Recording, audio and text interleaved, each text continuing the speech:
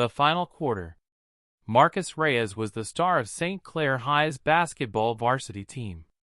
At 6 feet 3 inches, with the speed of a sprinter and the reflexes of a cat, he was a natural on the court. His three-pointers brought the crowd to its feet, and his buzzer-beater shots made him a school legend.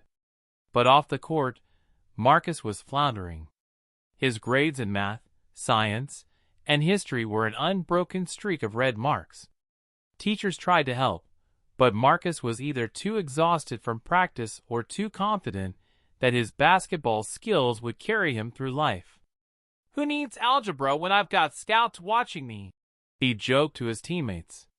Then came the fateful meeting with Coach Harris.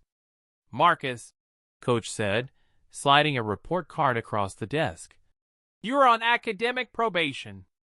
If you don't pass your finals, you're off the team."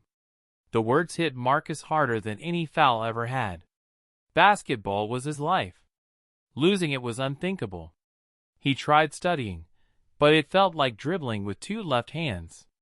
He was about to give up when an unlikely ally appeared, Clara, the quiet girl from his English class, who always sat in the front row. "Want some help?"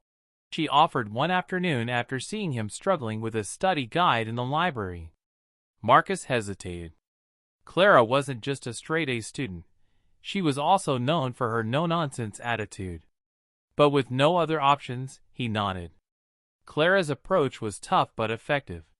She used basketball analogies to explain concepts, breaking down geometry like it was a playbook and comparing historical events to game strategies.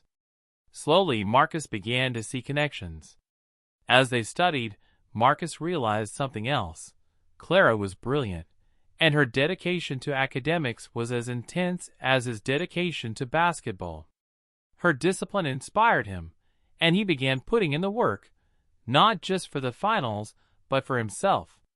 When exam week came, Marcus gave it everything he had.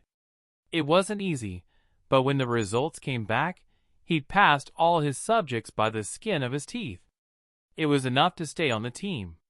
At the next game, Marcus played like never before, leading his team to victory. But something had changed. As the crowd chanted his name, he scanned the bleachers for Clara and gave her a grateful nod. Afterward, Marcus made a decision. He approached Coach Harris and said, "Coach, I need to cut back on practice hours." The coach raised an eyebrow. "You sure about that, Reyes?" "Yeah," Marcus said firmly. "Basketball is important, but so is the rest of my future. I'm not just playing for now, I'm playing for what's next." The coach smiled and clapped him on the shoulder.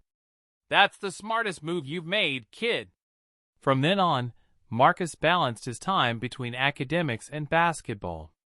He didn't become a straight-A student overnight, but he kept working, eventually earning a scholarship to a university where he played ball and kept his grades up.